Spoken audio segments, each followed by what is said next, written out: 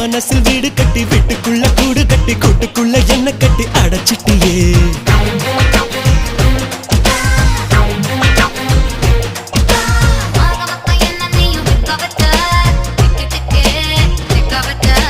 வானத்துல ரெக்க கட்டி தண்ணியில தக்க கட்டி என்னனையும் கொண்டு கட்டி மிதக்க வச்ச